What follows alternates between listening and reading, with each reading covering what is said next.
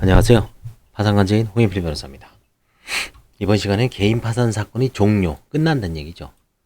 이걸 한번 공부해 보겠습니다. 개인 파산 절차의 종료 사유는 배당 실시 후의 파산 종결, 파산 선고 후에 배당에 적당한 재원이 확보되지 아니하고 파산재단으로서 그 비용을 충당하기 부족하다고 판단된 경우는 20폐지, 그 다음에 동의폐지가 있습니다. 그래서 끝내는 경우는 파산 종결, 20폐지, 동의폐지가 있습니다. 자, 배당 실시 후 파산 종결에 대해서 보겠습니다. 자, 배당 실시가 뭐냐? 시기.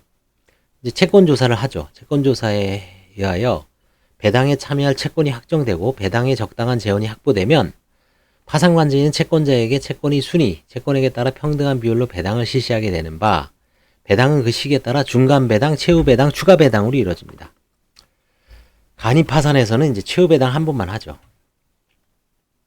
법인 파산의 경우에는 배당하기에 적당한 금전이 있을 때마다 지체 없이 배당을 하여 수회의 중간 배당을 하게 되지만 개인 파산 관제인 사건은 일반적으로 환가 재산이 많지 않으므로 파산재단이 전부를 환가한 후에 최후 배당 1회만 실시합니다. 그래서 결국 불가피한 경우에 이제 추가 배당하는 경우는 있어도 최후 배당이 원칙입니다.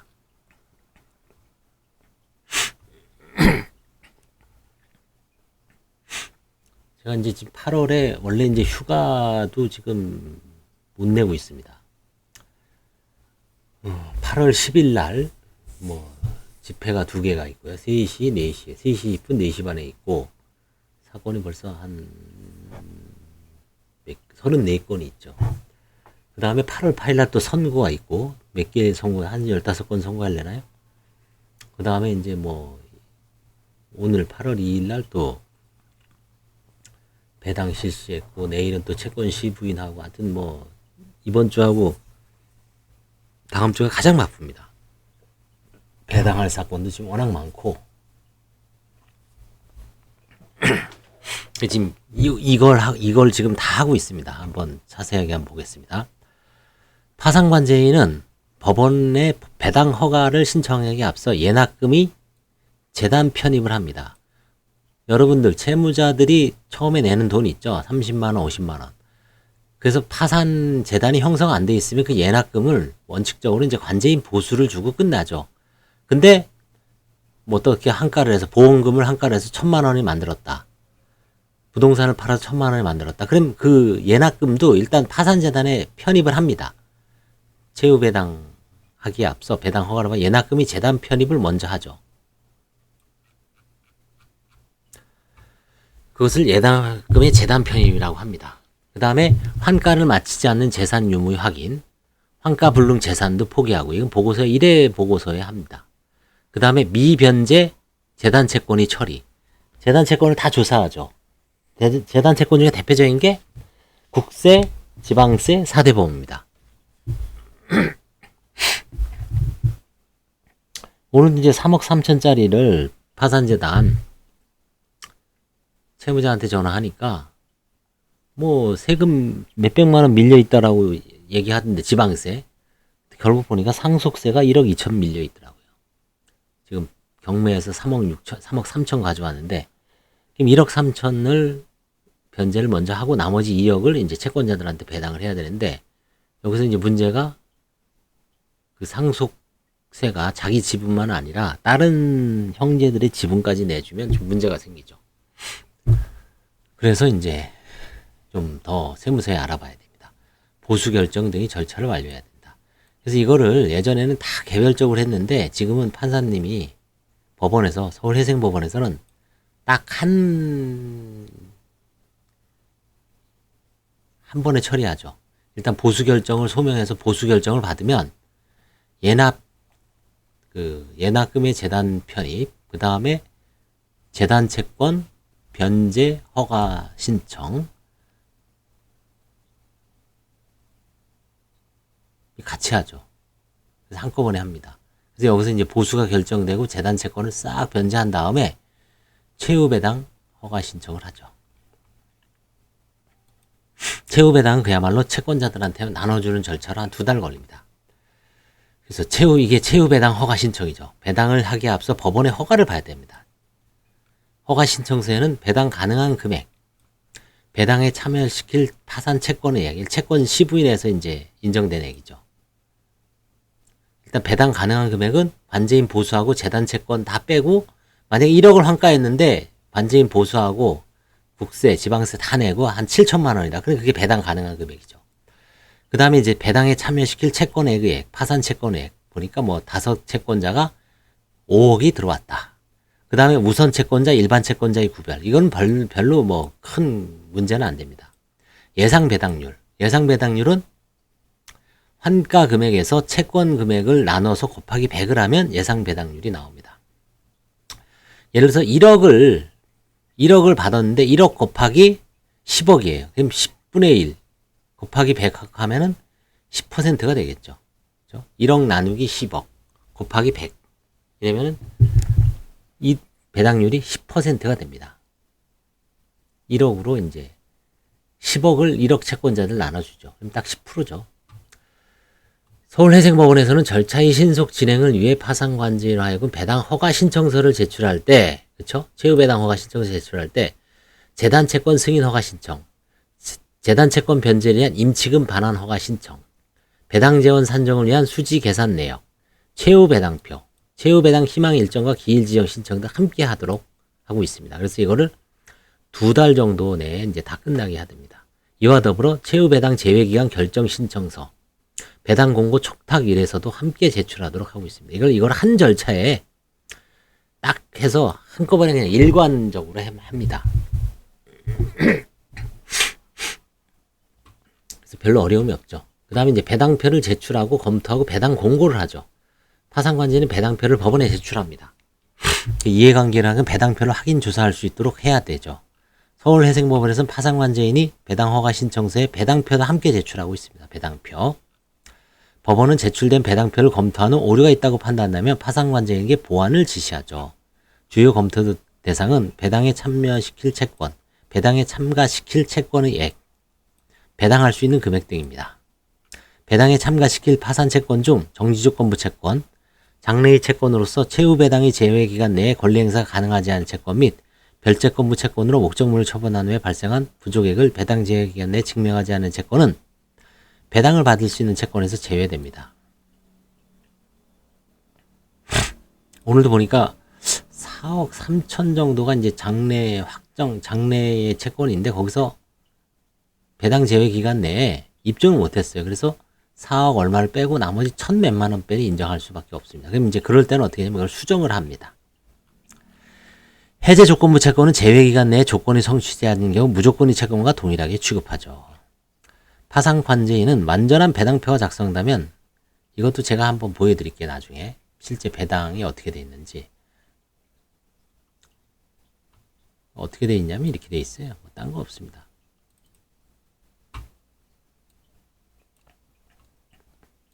한번 보여줄게요. 제가.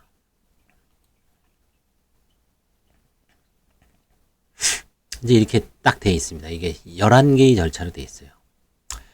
처음에 이제 곡간품 보관 신청을 합니다. 화해 계약을 하고, 만약에 이제 채무자를 조사하다가 뭐 은닉 재산을 발견하거나 아니면 보험이 있는데 화해 계약을 체결하죠. 1,000만 원을 편입하기로 법원의 허가를 받아서 그걸 또 혹은 임의 한가를 하죠.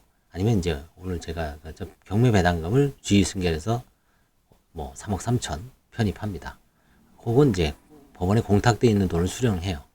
그래서 파산재단을 형성하기 위해서는 파산자 통장을 개설하여 곡가품 보관 신청을 합니다. 판사가 곡가품 보관 결정을 하죠.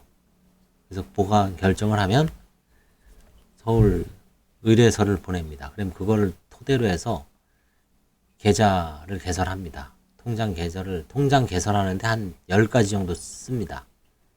뭐 요즘은 아예 뭐 가상자산 뭐 이런 것도 다 물어보더라고요. 도장 찍고, 인감도장 찍고, 그 다음에 주소 쓰고, 이제 통장 개설하고요. 그 다음에 이제 재단 채권을 신고를 받죠. 재단 채권을 조사하는 거죠. 채무자한테 세무서 가보고, 지방자치단체, 시군구청 가보고, 4대 보험공단 가봐라. 그래서 밀린 국세, 지방세, 4대 보험 요를 다 신고를 받습니다.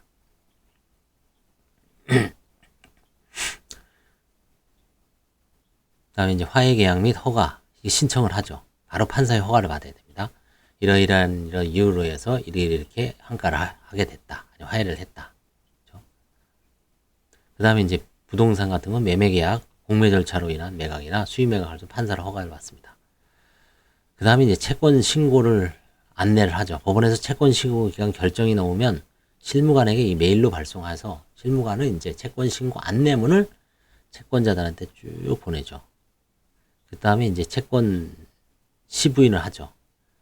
일주일 전에 시부인표를 작성해서 법원에 제출합니다. 저도 이제 내일까지니까 8월 4일쯤에 시부인 4건을 해야 됩니다. 그래서 채권 조사기일 일주일 전에 시부인표를 작성합니다. 부인할 거, 부인하면 이제 이의통지서를 작성하죠. 여기까지 완성하면 관제인 보수 신청을 합니다. 보수 결정을 위한 소명자료 제출. 내가 이 보수, 환가, 파산 관제 재단에 이걸 하기 위해서 어떠한 뭐 소송을 했다든지 아니면 경매법원에 가서 배당금 교부 신청을 했다든지 아니면 공탁금 출금 청구를 했다든지 뭐 당사자의 어떤 화해 계약을 해서 편입했다든지 땅을 팔았다든지 그래서 이러한 어떤 여러 가지 업무 노력을 소명자를 제출하고 예납금 편입 재단 편입 신청을 합니다. 예납금 재단 편입은 이제 아까 얘기했지만 최초에 채무자들이 내는 돈을 이제 재단 편입해서 결정이 나오면 법원에서는 이제 관지인한테 그 예납금을 파산 통장으로 입금시켜 주죠. 그래서 6-1, 6-2는 재단 채권만 변제할 때는 돈을 1,000만 원 환가했는데 이 사람이 세금이 1,000만 원이 넘어요. 그럼 재단 채권만 승인 신청해서 재단 채권 변제 후 폐지합니다. 그 재단 채권줄 중에서도 만약에 안분할 게 있다. 그러면 이제 안분하죠. 이때는 채권자 배당 절차는 없고 그대로 폐지가 됩니다. 6-1. 이런 사건도 10건 중에 두세 건 정도 되죠. 그 다음에 이제 6-2는 배당 허가 관련입니다. 아까도 얘기했지만 채무 배당 허가 신청을 하고 채권자 배당 절차가 있습니다. 여기 이제 배당표를 공고를 하고 그 다음에 채무 배당 제외 기간 설정하고 그 다음에 이제 배당표도 그 파산회생 공고 사이트에 공고하게 되어 있습니다. 그래서 허가를 받으면 임치금 반환 및 계좌 해지 허가 신청을 동시에 합니다. 임치금 반환이라는 거는 그 파산 재단 통장에 있는 임치금을 받아서 그거를 이제 채권자들한테 나눠주는 거죠. 나눠주기 위해서는 바로 계좌 해지 허가 신청을 합니다. 그래서 배당액을 통지를 하죠. 채권자들에게 배당액을 뭐 팩스로 통보해 주기도 하고 보통 이제 저는 팩스로 나눠주고요. 일부 관제인들은 문서로 이제 송부하는 경우도 있다고 합니다. 배당액을 다 통지를 해줘야 돼요. 채권자가 10명이면 전화번호, 팩스, 담당자 해서 이게 가장 아마 힘들 겁니다. 배당액을 통지해 주죠. 그래서 이제 배당액을 팩스로 통지해 주면 그 수령 영수증을 미리 다 받습니다. 당신들은 27만 2천원을 받습니다. 여기는 34만 6,750원을 받습니다. 영수증을 다 받아요, 미리. 이제 한 2주, 일주일 후에 실제 배당 실시합니다. 법원에다가 이제 법원에 가서 관제인이 송금 요청서를 써서 각 계좌 번호를 다 이제 적어서 이제 그건 이제 타이핑을 치죠. 배당을 실시합니다. 오늘도 배당 실시 4건을 했습니다. 한 1시간, 한 30분 이상 걸리더라고요. 그 직원이 일일이 다 타이핑을 쳐갖고, 해줍니다. 그 다음에 이제 그 영수증을 와서 다 붙이죠. A4지에 붙여갖고, 이제 법원에다가 어떻게 돈을 나눠줬습니다. 라고 이제 계산보고를 합니다. 바로.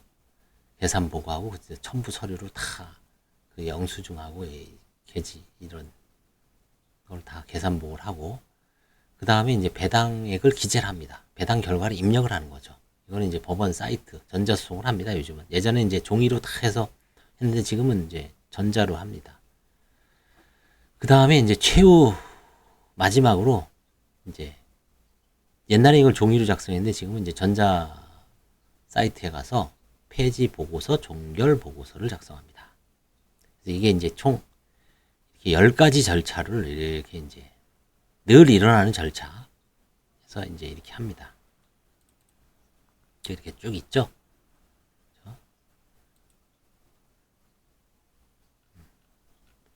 이제 실제 이런 식으로 해서 이제 이 고가분보가 신청을 하는 거죠. 이런 식으로. 그렇죠? 이런 식으로 채무자 누구누구의 고가분보가 신청을 하는 겁니다. 이런 식으로. 그렇죠? 이제 이걸만 알면은 배당 절차는 뭐 그렇게 어려운 게 아닙니다. 이런 거는 이제 주로 그 직원을 시키죠. 숙련된 직원을 시키는데, 이제 저도 지금 이제 직접 하고 있습니다. 요즘은. 그래서 이제, 직접 해서 이제 뭐 통장도 만들어 보고, 배당 결과도 기재해 보고, 지금 이제 다음 주 8월 8일 날엔 파산 선고, 여기 이제 선고도 이제 준비해야 되죠. 이런 식으로 해서 모든 게 있습니다. 여기 배당 관련 서류, 매각 공고 신청.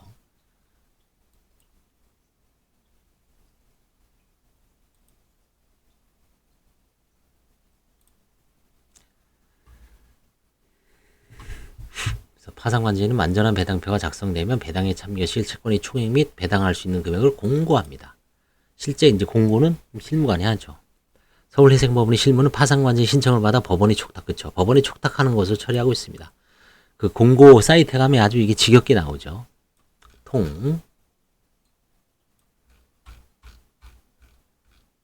통상 배당 허가 신청서에 배당 공고 촉탁이라도 함께 하고 있죠. 그 다음에 최후 배당의 제외기간 결정, 이게 2주입니다. 2주 이상 30일 이내, 보통 2주입니다. 배당 공고 개재 보고서가 제출되면 법원은 최후 배당의 제외 기간을 결정하고 이를 공고합니다. 최후 배당의 제외 기간은 공고일부터 14일 이상 30일 이내를 정하는데 보통 2주로 정하고 있습니다.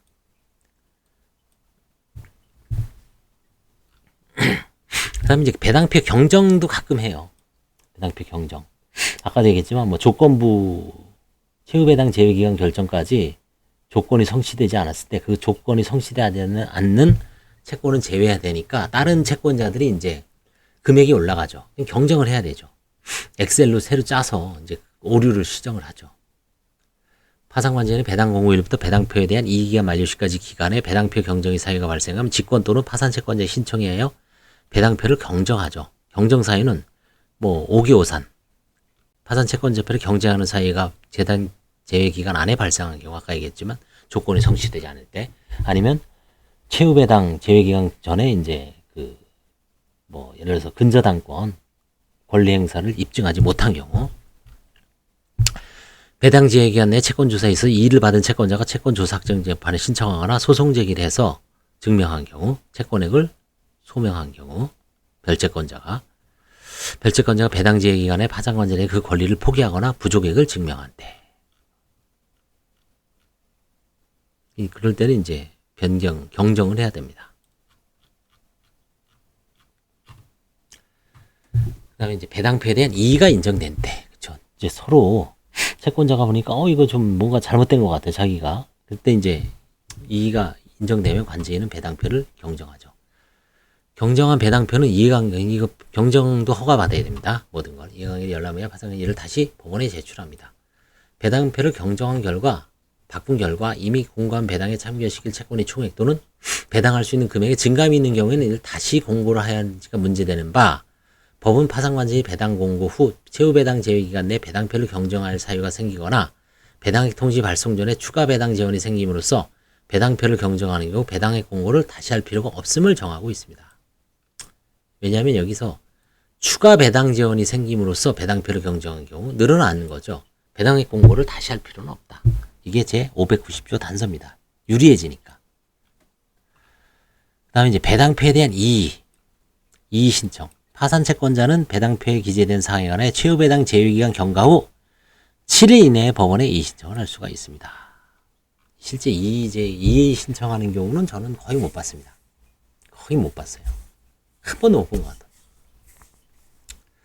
재단 채권자나 채무자에게는 신청 권한이 없습니다.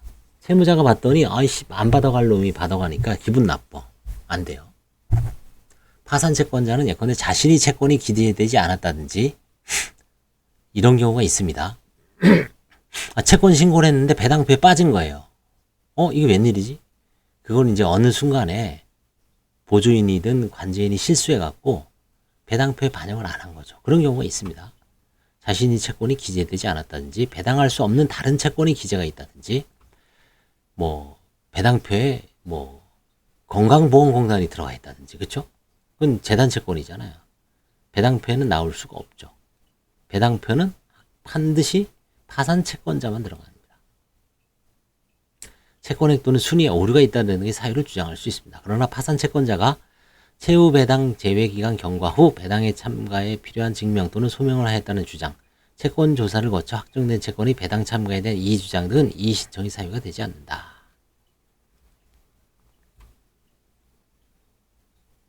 그렇죠? 이미 채권 조사에서 확정됐는데 저 사람을 왜 배당을 해주면 안 됩니다라고 해봐야 소용이 없다는 얘기죠. 이미 파산 채권 시부인에서 확정이 됐죠. 그렇죠? 이 신청은 법원에 서면으로 해야 됩니다. 법원은 구술 변론에 의하거나 의하지 않고 재판할 수 있고 서면 또는 구도로 당사자를 신문하거나 직권으로 필요한 조사를 할 수 있다. 이 신청 재판 한 적 한 번도 못 봤습니다. 사실. 이 신청에 있으면 법원은 파산관계인에게 배당 절차를 중지하도록 지시한다. 그렇죠.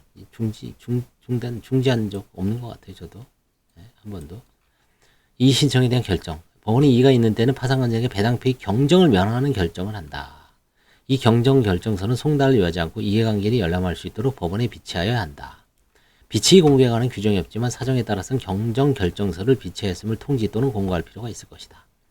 경정 결정에 대한 파산관제인 또는 경정으로 불이익을 받는 파산채권자가 즉시 항고할 수 있습니다. 항고기간은 결정 정서는 비치한 날부터 기간은 일주일간입니다. 이의가 없는 때는 기각 결정을 하고 직권으로 이의 신청을 한 채권자 그 상대방의 파산에 송달합니다. 이 결정에 대해서 이의 신청인만이 즉시 항고를 할 수 있고 항고기간은 결정 송달이 다음 달 1주간입니다. 법원은 이에 대한 결정을 하고서 그 결정이 확정된 후 배당 절차를 진행하도록 파산관제인에게 지시하고 있습니다. 그 다음에 배당의 결정 및 통지. 파산관제는 배당표에 대한 이의가 없는 경우는 이의 신청 경과 후 지체 없이 이의가 있는 경우는 그에 대한 결정이 확정된 후 각 채권자에 대해 배당의 통지를 해야 됩니다. 통지는 주로 우편으로 통지하는 스타일의 관제인이 있고요. 저는 이제 팩스로 하고 있습니다. 팩스로, 예를 들어서 팩스가 좋은 게 10명이 딱 있다 그러면 팩스를 10개를 넣고 딱 누르면 10명한테 쭉 가죠. 그리고 이제 오류가 있으면 전송 리포트가 되죠. 좋은 팩스는. 그 복사기는.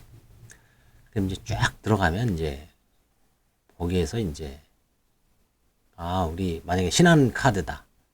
우리가 홍길동이나 채권자한테 30만 5천 원을 받는구나.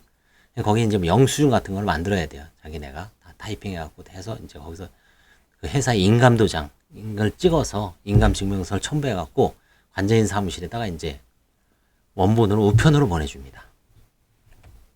그럼 일주일 정도 후에 이제 배당액 통지하고 일주일 후에 그 배당 영수증이 오면은 실제 이제 배당을 하죠. 실시하죠. 뒤에 나오죠.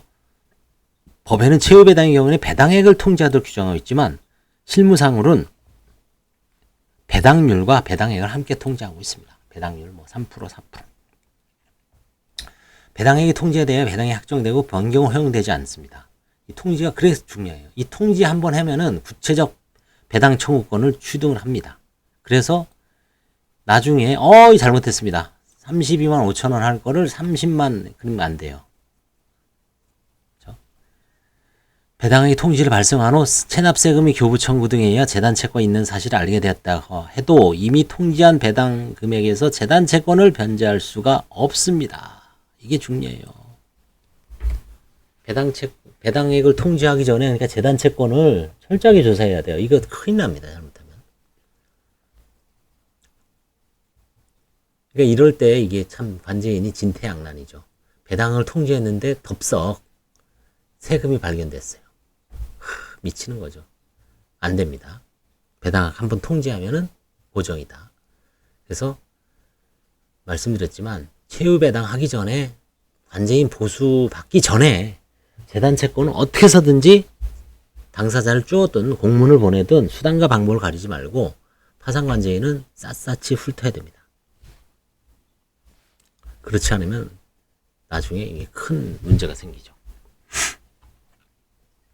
그 다음에 임치금 반환 허가를 합니다. 파산관제는 배당 실수이라 배당금을 저은인 조은행 법조타운 지점에 있죠. 임치금 보관 장소 인출해야 하죠. 그래서 이제 돈 달라고 계좌를 전액 해지합니다. 그래서 돈이 1250만 원 있다. 그러면 이제 배당 실시 전에 미리 법원에 임치금이 반환 허가를 신청한 동시에 임치금 계좌에 해지 신청을 합니다. 동시에 합니다. 이거를. 그 다음에 이제 배당의 실시와 공탁, 배당금이 지급, 배당금 채무는 추심 채무이므로 원칙적으로 파산 채권자가 관제인 사무소에 와서 배당금을 수령해야 되는데 번잡스럽죠. 배당일 당일이 사무의 번잡, 사무소에 오는 찾아오는 불편 등 피하기 위해 채권자의 은행 계좌에 송금하여 처리해 줍니다. 그 밖에 파산관제인과 파산채권자 사이 별도의 변제 방법 합의할 수도 있습니다. 어떤 채무자는 자기 지금 압류 추심돼서 돈이 통장에 없습니다. 현금으로 주십시오 하면 현금으로 줄 수도 있습니다. 현금으로 주는 경우도 가끔 있습니다. 부탁에 의해서. 이것도 허용된다. 명수증 같은 건 이제 인감 첨부해서 주죠. 파산관제인 요청에 따라 파산채권자가 파산관제인에게 송금받을 계좌의 지정 및 통지를 하였다면 현실적으로 관제인 사무실을 방문하여 배당금의 지급을 구하지 않더라도 추심채무 이행에 협력을 당한 거죠. 이제 통장에 돈을 쏴줍니다. 파산관제인이 지정 통보한 계좌에 배당금 원금 및 그에 대한 지연 손해금을 송금해야 하고 단지 배당금을 수령할 것을 통보한 것만으로 적법한 이행의 제공이 있었다고 볼 수 없습니다. 깔끔하게 통장에 쏴줘야 됩니다. 그 다음에 이제 안 받는 경우가 있죠. 채권자 신고했는데 15,000원 받으러 오래. 열받죠. 그래서 진짜 안 받는 경우 공탁해야 됩니다. 채권자가 배당금을 수령하지 않는다든지 배당 통지서가 이상 불명 등의 사유로 반송되어 온 경우에는 전화 번호 다시 확인해야 돼요. 수령을 기대할 수 없으면 배당금을 공탁해야 됩니다. 배당금 지급 의무는 추심 채무이므로 공탁 장소는 파산관제인 사무소 소재지 관할법원이 공탁소가 될 것이다. 저는 이제 서울중앙법원이 되겠죠. 공탁한 적도 가끔 있습니다. 공탁한 적도. 배당 통지에 채권자가 연대보증이부터 채권 전액을 대의변제 받은 사실을 알게 된 경우는 채권이 명의 변경 절차에 준하여 배당금 청구권의 지위승계 선고서를 법원에 제출하게 되고 대의변제자에게 배당합니다. 그렇죠? 대의변제자에게. 이런 경우도 가끔 있습니다. 신고서가 제출되지 않으면 대의변제계에 상당한 배당액을 또 공탁해버립니다. 그래서 채우배당의 절차가 이렇게 세세하게 돼 있는데 지금 서울에서는 한 3단계로 이제 묶어서 퉁퉁퉁퉁 처리합니다. 예납금의 처리, 예납금의 재단 편입 신청, 예납금의 재단 편입 신청 허가를 해주고, 이제 파산관제인 보수 산정을 위한 소명 자료 제출, 관제인이 파산관제인 채우 보수 결정을 판사가 해줍니다. 보수표를 첨부하죠. 그다음에 이제 저희는 채우 배당 허가 신청을 하고 재단 채권 승인 허가 신청을 합니다. 허가 신청서 수집해서 잔고증명서를 첨부합니다. 법원은 채우 배당 허가 결정을 하고 재단 채권 승인 허가 결정을 합니다. 감사위원이 있어도 법원의 허가가 필요합니다. 배당표를 작성하고서 제출하죠.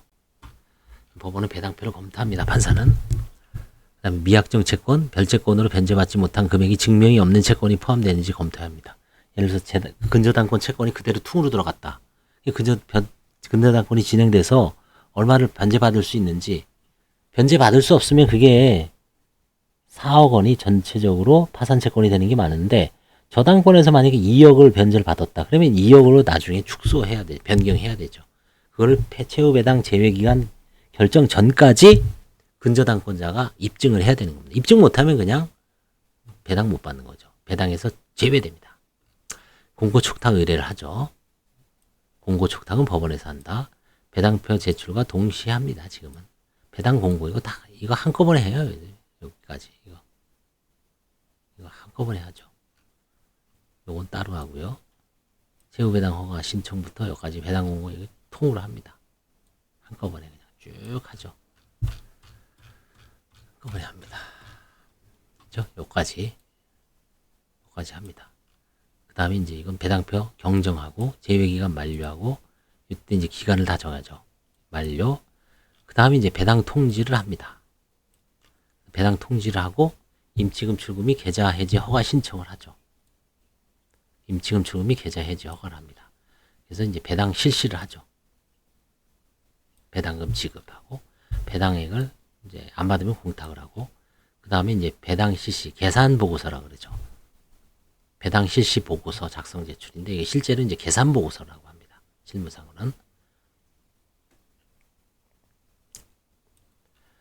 그 다음에 배당액을 기입하죠. 기재, 배당액 기재합니다. 임무 종료에 따른 계산 보고서, 그쵸? 이거죠, 이거. 배당 실시 보고서를 별도로 안 하는 것 같아요. 이게 계산 보고를 하는 건데, 예. 계산 보고는 채권자 집회, 파산 종결 결정을 공고합니다. 요런 플로우를 합니다. 이런 플로우로. 아까 제가 1번부터 10번 보여줬잖아요. 그게 다 여기에 관한 절차제에 있어서의 어떤 저겁니다.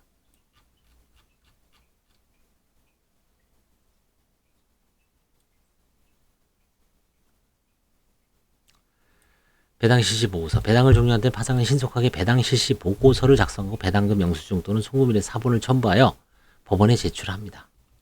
그렇죠? 영수증 A4지에다가 잔뜩 붙이죠. 뭐 많으면 한 5장, 6장 됩니다. 오늘 한 건 이제 내일 제가 요 실시 보고서를 제출하죠. 그다음에 계산 보고 집회와 파산 종결. 파산관장이 통상 최후 배당 허가 신청을 하면서 법원의 임무 종료에 의한 계산 보고 집회 소집 신청을 하고 법원은 이 파산관이 지정에 따라 직권으로 채권자 집회 기일을 결정하고 회의 목적사항을 공고하면서 기일을 통지합니다. 한편 대부분의 파산 사건에서 파산 선고 시 1회 채권자 집회 기일과 파산관장의 임무 종료에 따른 계산 보고 기일을 같은 날로 정하고 있는 바 채권자 집회가 속행되는 사건은 병합된 다른 기일도 계속 속행 또는 연기되는 것을 보고 별도로 계산 보고 집회 소집 결정을 하지 않는 실물에도 있습니다. 서울해생법원에서는 현재 면책신문기일을 지정하는 대신에 면책신청에 대한 이의기한을 지정하면서 의견 청취기일을 파산 종결에 대한 집회 또는 20회지에 대한 채권자 집회와 같은 날로 지정한 후 양자를 병합하여 진행하고 있습니다. 송달하고요. 파산관제는 이해관계의 열람을 보기 위하여 수지 계산 보고서를 집회기일 3일 전까지 법원에 제출합니다. 계산 보고서죠. 수지 계산 보고서. 파산관제는 계산 보고를 위한 채권자 집회에서 채권자에게 수지 보고서의 내용을 설명하며 실제는 설명을 안 하죠. 실제 뭐 이거 관심도 없죠. 법원은 채권자에게 이 보고 내용을 이의할 기회를 줍니다. 계산에 대한 채권자 이의를 한 적이 한 번도 없는 것 같아요. 증인 또는 이의는 기일에서 구두로 진술해야 됩니다. 출석 안 하니까 구두로 서면으로 해봐야 소용없어요. 구두로 와서 진술해야 돼. 구두로. 말로. 구두변론주의죠. 이게 참. 채무자 파산 채권자가 이의를 진술하지 않는 경우에는 파산관제인이 계산 보고를 승인한 것으로 간주합니다. 설사 그게 잘못돼도 파산관제인은 손해배상에서 면제가 되는 거죠. 그래서 이게 중요한 겁니다. 그래서 제가 저번에 옛날에도 한번 방송했지만 파산관제인이 이 계산보고 집회, 1회 집회에 나오지가 않으면 중간에 무슨 예를 들어서 코로나 걸려서 그럼 이 사람들 끝나지가 않고 연기돼야 됩니다.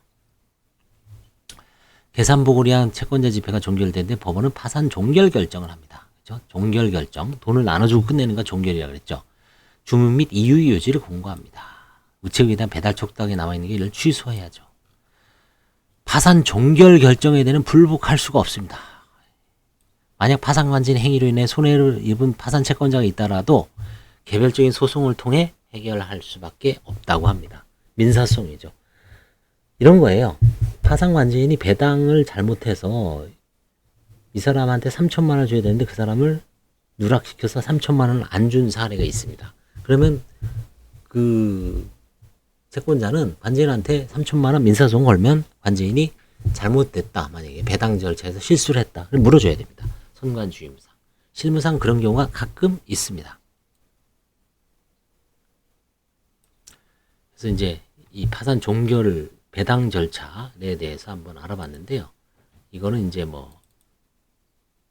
여기 제가 이제 거의 한 20년 이게 다 들어있어요. 그래서 하나만 서류를 딱 보여드릴게요. 예를 들어서 아까 배당 관제인 보수 신청을 이렇게 합니다. 옛날 걸 보여드릴게요. 지금 안 하니까. 안 날 겁니다. 이게 보수 결정 신청서가 어떻게 돼 있냐면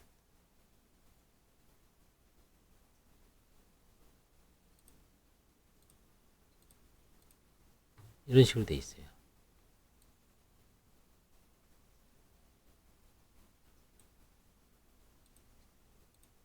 이런 식으로.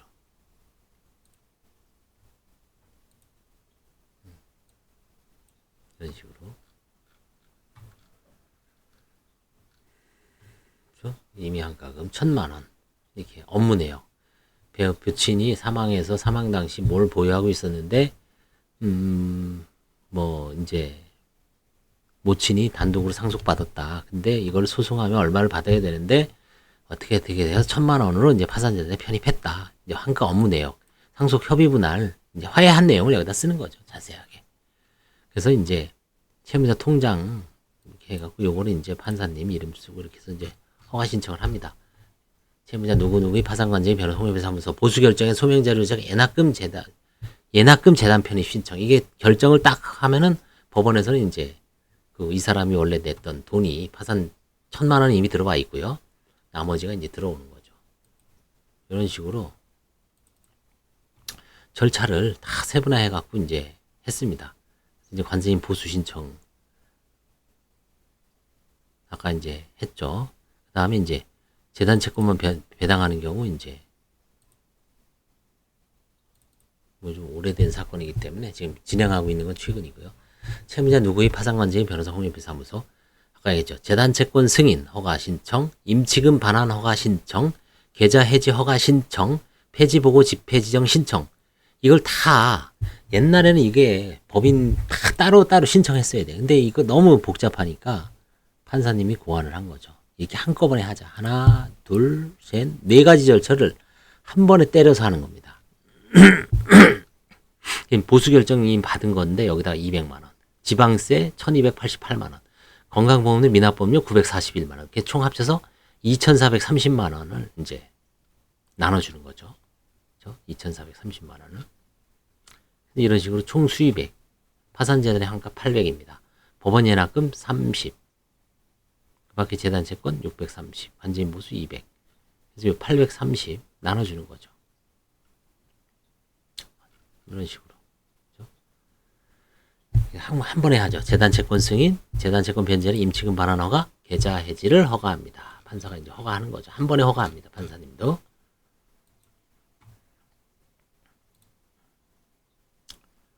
그 다음에 이제 최후 배당 허가. 이거는 이제 배당을 해야 되는 거죠.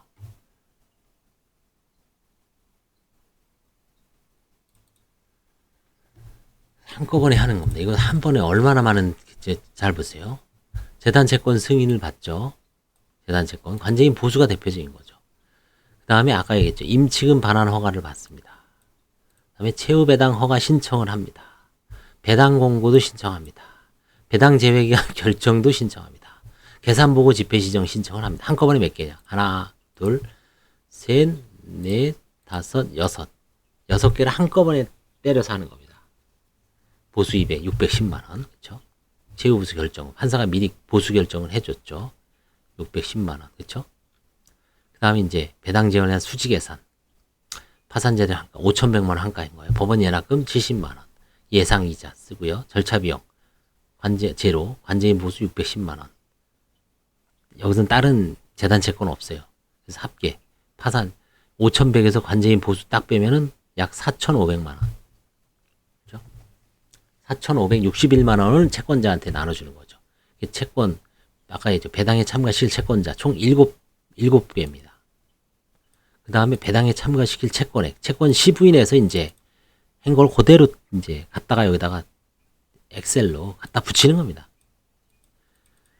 그 다음에 이제 배당률은 요 4,500에서 나누기 요 1억 8,600. 그걸 나누고 곱하기 100 하면 24%가 나옵니다. 24.4 산수죠.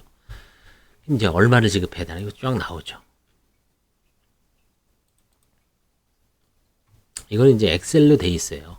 이거는 엑셀로 돼 있어서 거기다가 그대로 갖다 입히면 자동 계산됩니다. 채권자의 주소, 그렇죠? 그 다음에 이제 최후배당 희망일정 기지적 신청합니다. 이게 2달이라 그랬어요.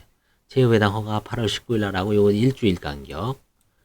그 다음에 요때부터 배당기간 종료까지는 2주 간격. 요건 다시 1주.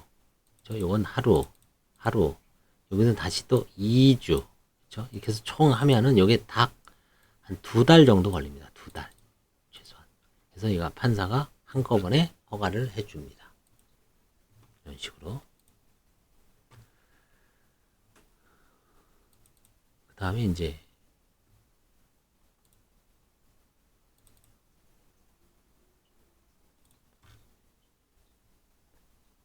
임치금 반환 계좌 해지 허가 신청을 합니다. 이런 식으로.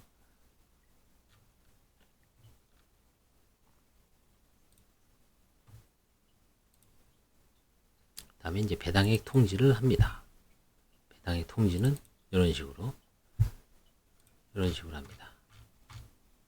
배당액 통지는 이게 이제 딱 해서 언제까지 보내달라. 이제 세 군데가 있죠. 일반 채권 해서 배당금 수령 일시 언제까지 주의할 점, 채권 수령 영수증, 그쵸? 이런 식으로 최후 배당의 결정 및 통지 이런 식으로 합니다. 배당액 통지.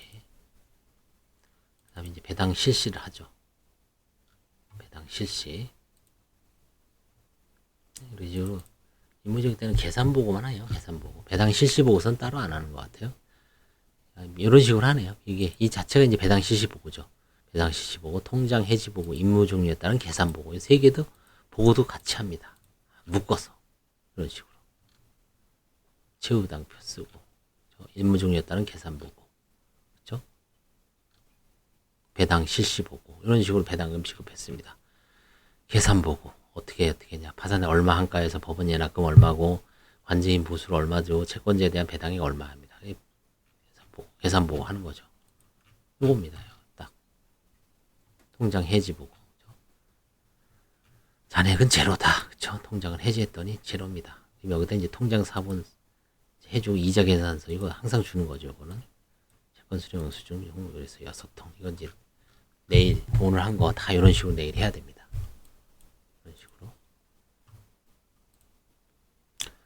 배당에 기재합니다. 전자수송 사이트에 가서. 이런 식으로 기재하는 것 같아요. 이런 식으로. 기재합니다. 배당에 기재. 이런 식으로. 엑셀. 이게 지금 엑셀로 돼 있어요. 기재하고. 그렇죠? 그 다음에 이제 페이지 보고하고. 끝. 그렇죠? 이런 식으로 해서 이제 아까 나온 거. 그렇죠? 여기 나왔죠. 표. 이게 이제 한 서너 구찌로 묶어서 한꺼번에 처리를 합니다. 편의를 도모하기 위해서. 그렇죠? 그러면 별로 그렇게 어렵지 않게 할 수 있습니다. 이런 식으로. 배당을 한번 해보면, 이제 중간중간에 이게 이제 뭔가 변경이 되거나 홍보를 안 했을 때 좀 힘들지 전체적으로 할만합니다. 이런 식으로 해서 배당을 실시해보면 한 달에 많으면 서너 건, 많으면 10건도 하죠. 늘 해볼만 합니다. 이런 식으로 해서 배당 다음 시간에 이제 20페이지하고 동의 페이지 하면 이제 파산 종결은 다 끝납니다.